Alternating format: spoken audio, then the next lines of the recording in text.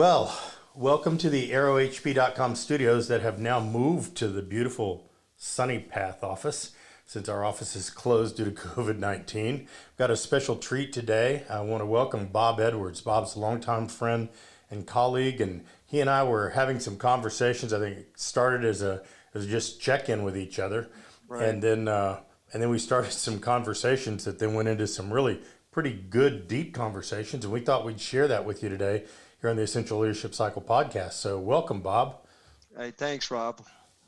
Good to be Um, on. Good to be on here. yeah, it's great to have you. Bob and I missed each other in Australia. That's only because he got there and had to come home, and I didn't get there. So that kind of started our conversation. But Bob, just for our listeners, could you just give your little brief history about you, who you are, what you do, Sure. and then we'll dive into some of our conversations. Yeah. So, Rob, I'm an engineer by trade, and most of my career has been either designing stuff, building stuff, or fixing stuff. And then I got into safety when I worked for a large manufacturing company and organization. And in the safety realm, I ran into you guys, you and Todd and Tony Mashara, and we started learning from the work that you guys have been doing actually for quite a while. And this was about 2013, and it made a lot of sense to me operationally. And since I'm so sort of worker focused on and worker centric in the way I think, it fit beautifully with, hey, the voice of the worker is important. They can help us understand how things happen. It's a whole black line, blue line conversation that we've all kind of worked on creating. And so I started doing it and sharing the message of human and organizational performance as I learned it. So as I was learning it, I began to share it with other parts of the organization. And so that organization that I worked for, actually, my plant manager was the one who nicknamed me the hot coach. He said, "You're really into this, and you're not telling us what to do, but you're coaching us on what you're learning." So that's kind of how I got started. The division I worked in got sold, and I just decided in 2015 to step out and do this independently, and that's what I've been doing. So I've had the pleasure of being able to hang out with you and Todd, and I've met Sydney Decker, and it's just been a really exciting time. My sort of area of expertise, if you will, or area of specialty is around operational learning. It's the learning teams.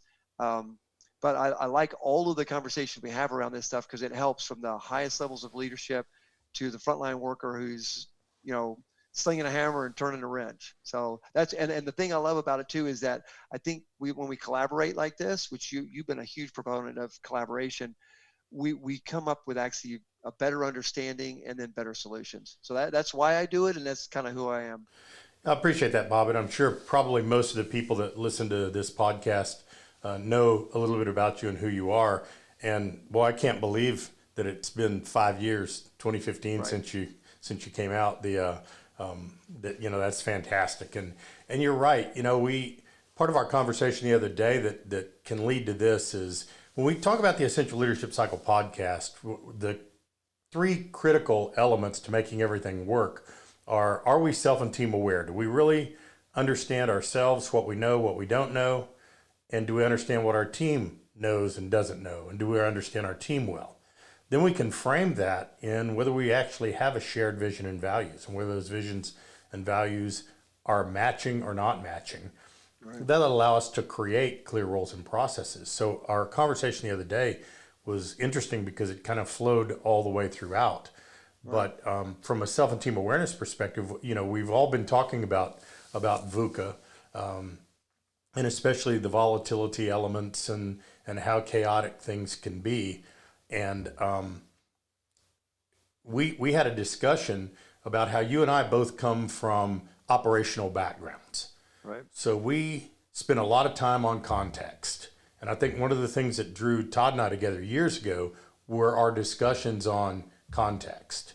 So what are you seeing out there related to context, and HOP in a general sense, but even more specific, what people are doing amidst this COVID-19 crisis related to context instead of just content? I think it's I think it's a great question because context is almost everything in this situation.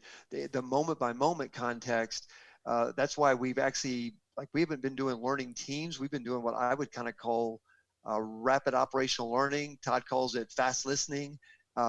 because we need to know the context. So let's say we just passed a rule. Here's an actual example. They passed a rule, face masks, safety glasses, which they already had safety glasses. It's a manufacturing site, and face shields if you're within 6 feet of someone else. Well, that seems okay and seems doable, except if you're a forklift driver, it's a real problem because they tend to fog up and they restrict your range of motion, and they have glare and blind spots. And anyway, so they rolled the rule out. It actually came through several layers of leadership that blessed it, approved it, and very quickly they rolled it out. Well, because we are seeking the voice of the worker, which I thought was really interesting, they actually had me come in, Rob, to just go do that. Literally go, don't wait, go out and seek the voice of the worker in the middle of this, understand their context in the moment. Well, they had some drivers that were like, hey, do you guys know what this is doing to us? And the leadership said, it's the rule. But when we stopped and listened to the voice of the worker, their context, it totally made sense to undo that and do the right thing for the drivers, which is you only put that shield on when you get off your forklift to get up near people to move parts around. So that's just a quick example of how context was everything. If we had not taken the time to understand the context, we could have had a bad accident, because if they had just followed the rule and had not used sort of critical thinking, well, then they're wearing this thing, it fogs up, I turn the corner, I don't see you, I run over you. Well, that can be pretty fatal, right? Yeah. So I think that's an example of how the context in the moment is so important. No, that's perfect, because, and again, perhaps it's our operational background that leads us to really strive to, from that self and team awareness perspective, say, before we go to rules and processes, let's figure out what those connectors are. Right. And that really, very similar to you, we've been doing something called facilitated improvement teams for decades. Yeah, it's like a learning team, right? Yeah, yes. Yeah, learning team, they're the same thing. It's organizational learning from a perspective that didn't require something bad necessarily to happen before you engage it. And that piece of getting the workers to tell us what will work, what will not work, and what the challenges are before we institute rules is vital. And, yeah. and I think people are skipping that step. Well, especially now, Rob, right? Because it's such a challenge, because moment by moment, day by day, CDC and World Health Organizations and the government and they are changing the wear rules. a mask, don't wear a mask, wear a mask, don't wear a mask. Exactly. You can wear a homemade one. No, you can't wear a homemade one. Wear gloves in the store. No, don't wear gloves in the store. Exactly, right? Don't touch your face, right? And right. So the thing is that those things are happening so fast right now. I think the fact that we're both aware of the need to listen and learn quickly. So you're right. If there's any way possible, can we pause for a moment? As Martha Acosta says, can we use our critical thinking skills right now in the moment and not let that flow all the way through? But it's still going to happen, right? This one went through three layers of leadership, because it was such an immediate requirement. It was a requirement with expectation to comply now. And so the leaders said, okay, supervisor said frontline supervisor, and then boom, boom, boom.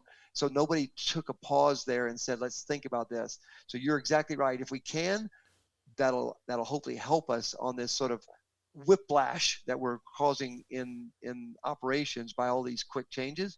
But I also think if we are deliberate about going out, seeking out the voice of the worker, not waiting, the weakest of signals even, let's go, and just, I think it's another way to help kind of manage through the VUCA, if you will, right? The mess that we're in right now, the volatility, the uncertainty, right? The complexity, and what's the last one? The A is for what's the A stand for in VUCA? Oh no. Embarrassed. Ambiguity, right? Yeah. Yeah, embarrassed. I just read your white paper on it. It was great. Yeah. So, but we're helping them to sort of actually manage through that by giving them this. I mean, not that they need us, but I mean, when we can help. I mean, I was really privileged to go in there, and my whole goal was to help them rapidly operationally learn as this stuff is taking place. Well, and we used to call it knee-jerk reactions. Oh, those managers have a knee-jerk reaction. Right, So right, we wanted to put, in our technology, we use pause and play, personal intervention. Use pause to slow down, especially if you're a personality that is prone to moving fast. right, Use play to do something when it's time to do something, either say something or do something. And that really works in this situation because where people used to be called reactionary or knee jerk, now hmm, they honestly believe they're responding to something that needs to happen quick. And the news isn't doing anybody any favors by saying this person was slow to respond. These people were fast to respond.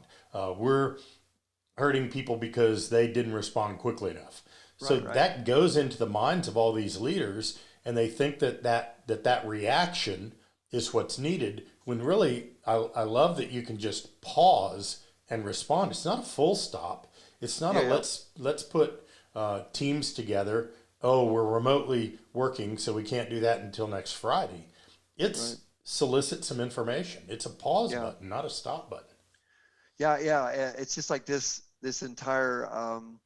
So our colleague Vanessa in Australia, she says this entire thing is a road bump, not a stop sign, right? So all of this is teaching us how to.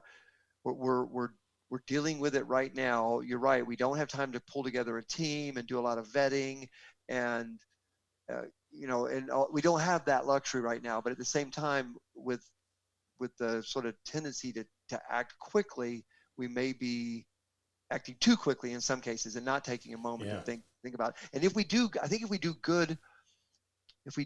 good operational learning in the moment, we don't have time to do learning teams. Yeah, or I Right. mean, I don't right now. Right now is like Or the we gotta make capability. decisions, right? And so, but if we do good operational learning, I think we'll make better decisions.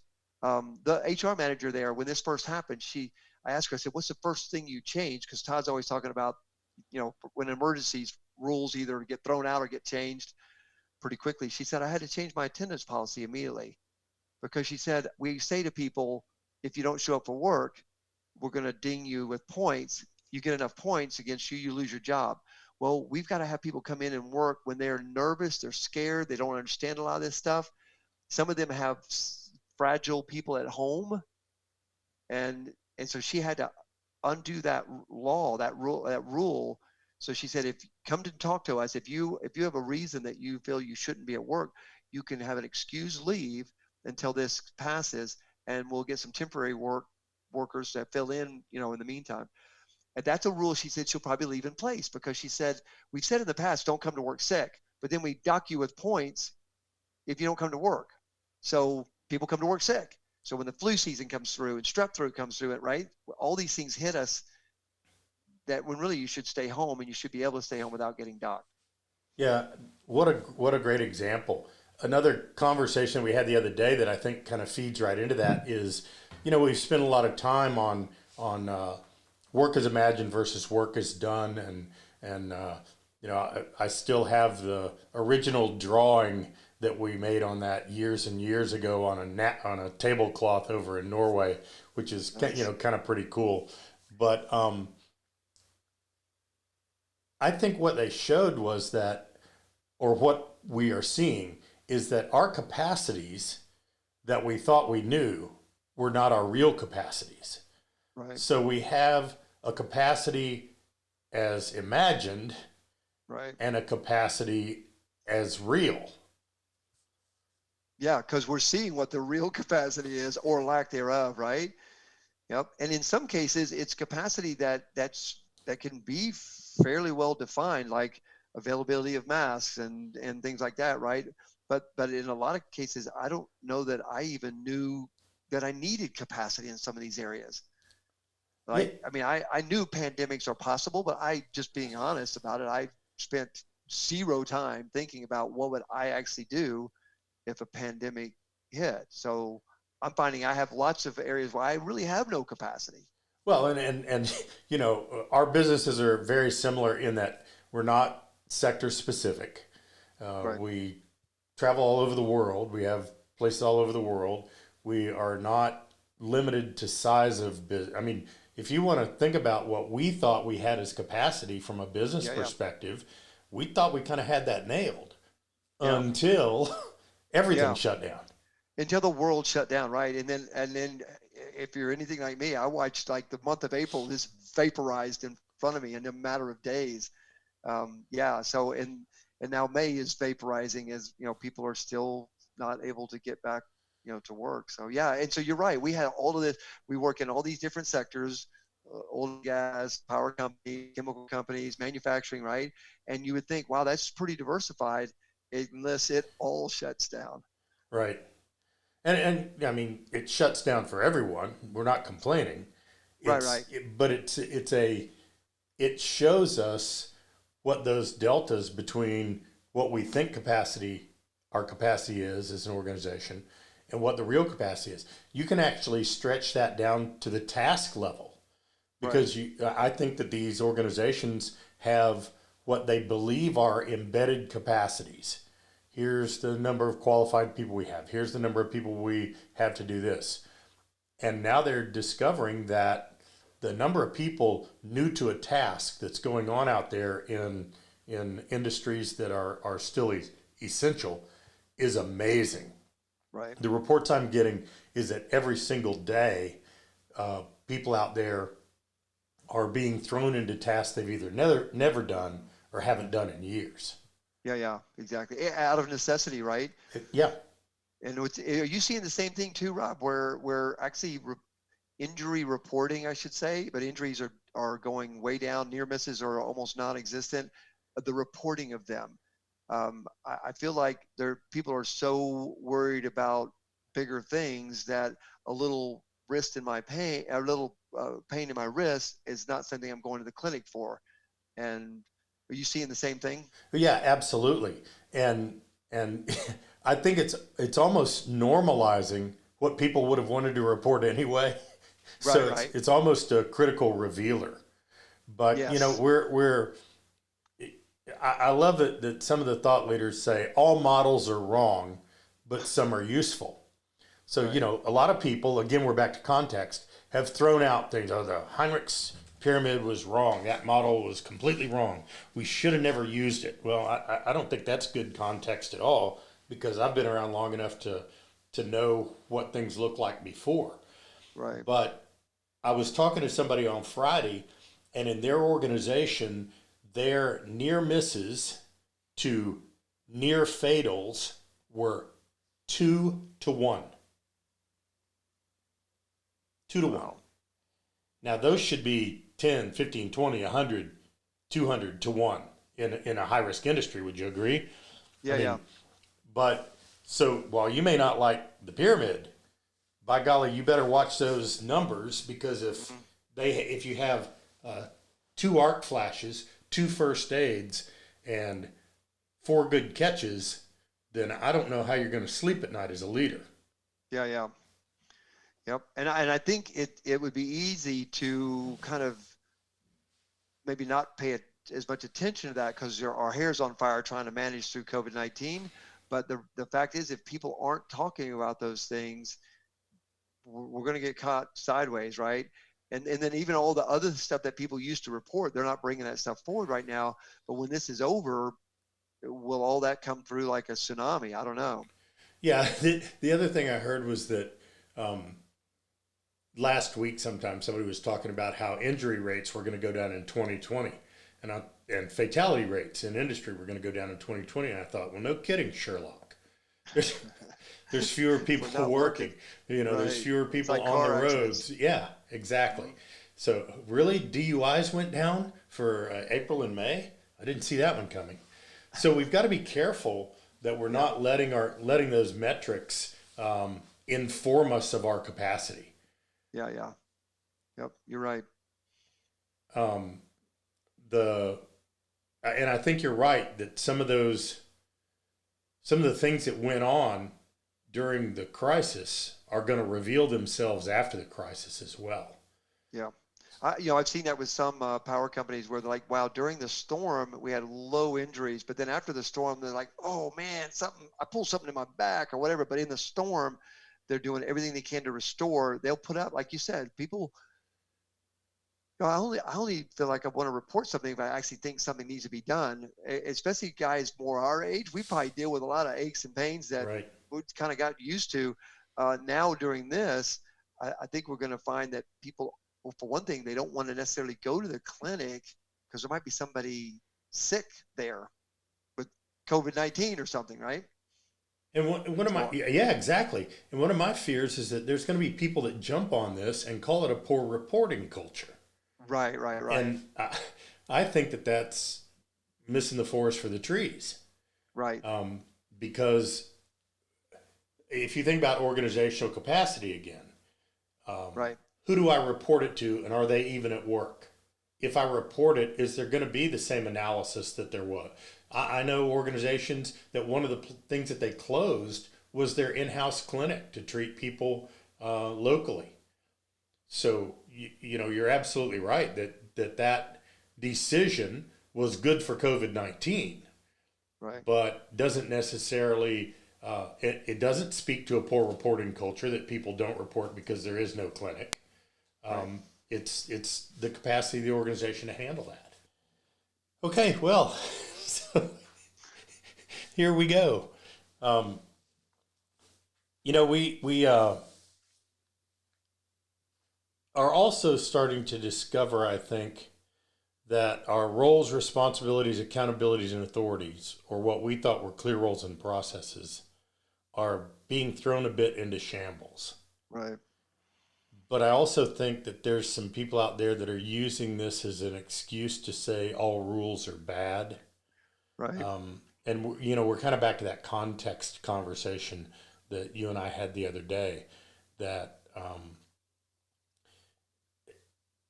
I don't think people out there are using the context to understand what we mean when we're talking about not all rules are good. Doesn't mean all rules are bad. Exactly right. Yeah. Matter of fact, there's a lot of rules that are coming in that may only be short-lived that are needed for right now. And then there's some other rules coming in. I could foresee close working quarter type assembly operations where they keep the sneeze bar in place. Right now, they're putting in Lexan sneeze bars in between. Because at one point, Rob, we remember this. We're old enough to remember when there was not a sneeze bar over a salad. Salad bar, right? And then somebody along the line's like, you know what? I'm tired of people spitting on the food that I eat. So they put in sneeze bars, and now it's a standard, right? You can't have an open food bar without a sneeze bar. I think we're old enough to still complain about it. I can't reach that. Exactly, especially ones where I can't reach the ranch dressing. Exactly. And so, so I think that some of the things that are coming into play, some of the rules around, like the Lexan in between workstations may actually stick and stay in place afterwards. It'll probably help with regular flu season and when strep throat comes through and all these things that we deal with every year. But then other things like wearing a mask all day long, which, probably is not terribly good on your lungs to wear it all day long. I think some of those rules will go away as this thing works its way through. Yeah. And as an extension of that, what I see are people that are taking the opportunity that COVID is giving us to relook at some of those things, right? And then applying it to things that were created in blood, so to speak. I mean, there's some things out there that it took us 25, 30, 40, 50 years to create up some of the body of knowledge about serious injuries and fatalities. Right. And I've actually heard some people already talking about, well, all that, this is our chance. Right. To let people do work the way it needs to be done, and they'll do it safely. Right. Yeah, it's a chance also, I think, for us to evaluate. One of the things I noticed at the site I was at is they have all these posters on the walls from the years. And it's like we hardly ever take stuff down, I guess, but like different guiding principles, right? And so what are our guiding principles right now? What is guiding us through this? Probably a good time when this is kind of past and we have a moment to think, to take a look at what were those guiding principles. Were they ones from the posters on the wall, or was it something different? And even like you said, even looking at the rules and policies and procedures we have, which ones of them helped us through this? Those we should probably make sure they're really they stay strong. And then there may be some, like the things like the attendance policy, that it's time to change. I saw this one too, Rob. I saw operators doing, I mean, frontline supervisors with hourly supervisors doing incredible work, but they were still being held to metrics that didn't really make sense in all this. And so they're getting a low score on these metrics of things that they are supposed to do by the scorecard, but they're doing this incredible work that they're not getting any credit for, if that makes sense. They're not getting any credit when it comes to a scorecard. So when it comes to dashboards and scorecards, I do think it's going to be worth looking at to say, hey, what should we be measuring, and what did we measure during this that was actually important? Yeah, and what have we been measuring that wasn't really telling us? Truth is a tough word. Wasn't really telling us the truth, or wasn't really telling us what we needed to know. So yeah, wasn't giving us shed any light on the real context. Yeah, very similar to your experience. I was talking with somebody last week that they were upset. They just wanted to vent because part of their compensation is tied to some metrics about their personal activities as a manager, as a leader. So for the last 2 months, they have gotten zeros on employee engagement because the metric requires them to be in the field engaging with the employees, but the company required them to stay home. Right. So, perfect example. So, how we look at those things, how we measure them, I think this is a great opportunity. I think also you and I have had some time to sit down and reflect on, from how we help people perspective, how our companies help people, how can that best be done so that what we really want to do, helping them, right, that piece of our shared vision of values is what's really happening instead of being busy. Right. I also have seen, and you probably have too, where some of the people that are like managers and whatever who are at home are still pumping out new initiatives for people to do while they're in the middle of trying to manage through this. They've got a whole new lockout tagout thing to go revamp, which probably not the right time for that. It's like, I know they want to be important, and they are important and they matter, but I think I would suggest that they look for any way they can pull some administrative burden off of your frontline leaders. Do it for them if it's something that has to be done, and not add new initiatives to them. There may be a little bit of a fear. If I'm sitting at home and I'm not out there actively managing, am I needed? Right. Well, yeah, I'm needed because I've got all these new initiatives going on, except the people in the field are drowning out there, and now we just put another brick on top of them saying, hey, go redo all your lockout tag out in the middle of COVID-19. Yeah, and that adds to the workforce VUCA. It doesn't take away from them. So a lot of times, and we had a little bit of this conversation, a lot of times VUCA is talked about from a highly reliable organization managing VUCA, the big picture, the mosaic grande. But some of the things I like to talk about are, how do those things impact the worker on this task at this time? So if the manager is at home or even at work creating volatility, creating the chaos, that is not what our folks need right now, because they've got plenty of that when they go home. Our healthcare workers, we have a branch that focuses almost solely on healthcare. Those healthcare workers are out there, they're not seeing their families. They're not, they don't get the hugs that they want. Right. So that piece of how VUCA at the task level is, to me, is as important, if not more important than, does our organization control these big things? Right. And do you see that because sort of the management of VUCA at the pointy end of the stick, right, at the coal face where the work is being done, is so important right now, that maybe it's a chance for some organizations to realize this is not their time to externally try to control their sites, but let the internal leadership support the internal leadership so that they can lead their sites instead. I think it's what you're saying, right, is that this isn't a time to try to do a lot of external control. It's more external support if we can. Yeah, exactly. And I think what we're going to find out is real capacity through that exercise. And so when we do come out of this, number one, it'll help everybody with anything like this, either locally or regionally or nationally or globally in the future. But I think it'll help these organizations run their company better. I think Yeah. that tying, here's what we know, again, back to self and team awareness, shared vision and values, and clear roles and processes. I think companies ought to start planning right now for their, I don't want to call it an exit strategy, but for their entrance into the new normal strategy. Right. So Right. that what are they calling it? Bouncing forward. Yeah. Yeah. That's what Dr. Woods calls it, right? That's, I Yeah, like that term. It's and good. and that's great. Uh, I would like to look before I bounce a little bit, and I think that we can be Mhm. out there encouraging companies and Mhm. coaching the leaders that we coach on how they can go about doing that. Yeah, yeah, because you're right. Because we set, when I say we collectively, we set the narrative for what tomorrow looks like, right? We can curl up, we can isolate, we can say no more of any of this. I want to go hide in the woods, or we can say, wait a minute, it's still a global world we're dealing with here. How can we sort of help move forward? But let's be thoughtful about it today, because tomorrow will be here, and when tomorrow gets here, we want to have set a narrative that takes us in the right direction.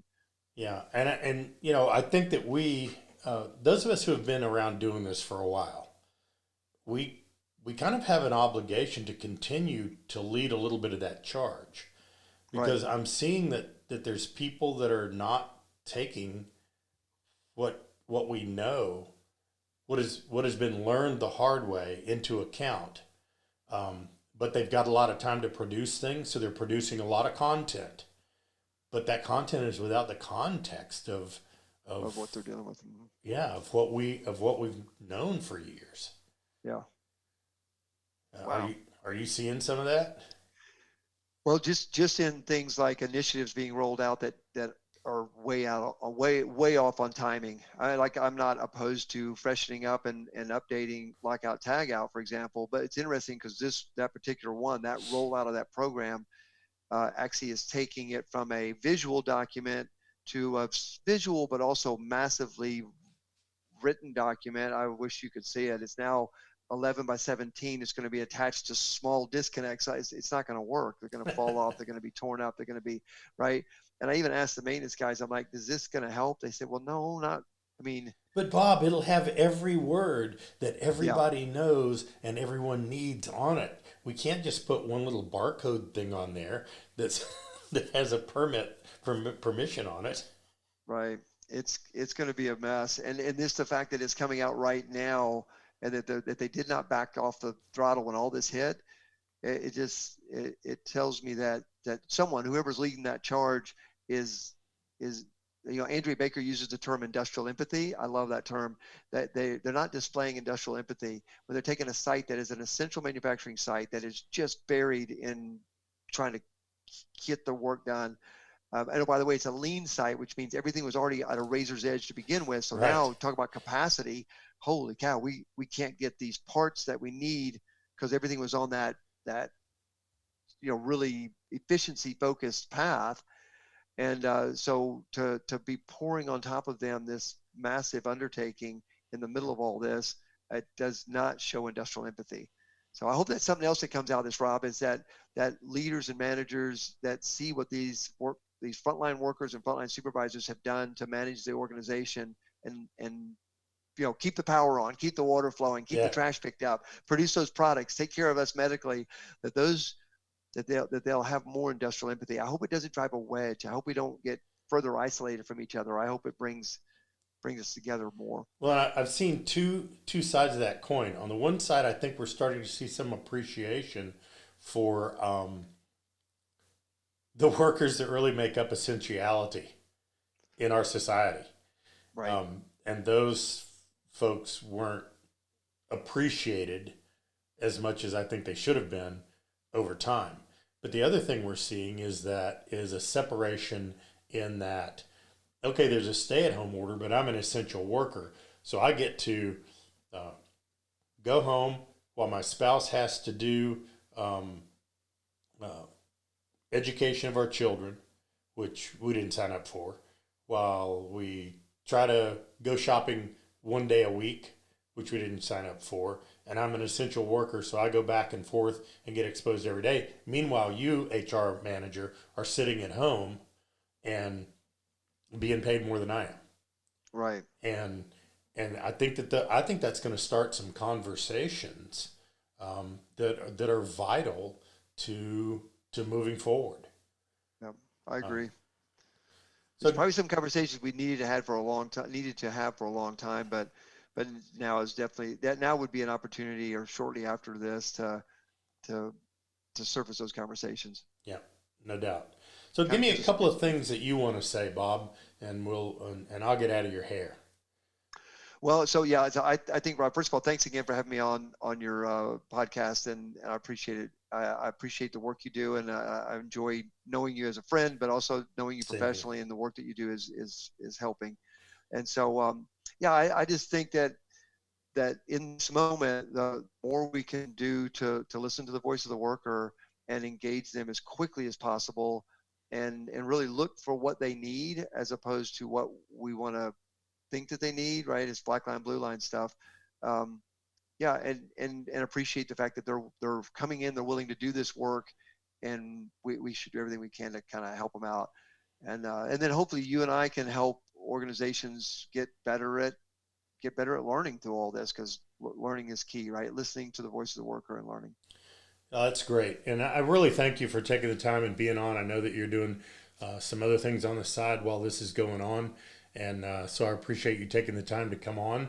I know our listeners are going to really be pleased with that. It'll probably be posted in a few days, but thank Okay. you very much for all you do. I think we're doing important work out there, I because we do have that voice with the leaders that then tie to the workers. So. Yep. Bob Edwards, thank you very much. And Thanks, everybody else Rob. out there, remember, intentional leadership starts with you. Thanks, Rob.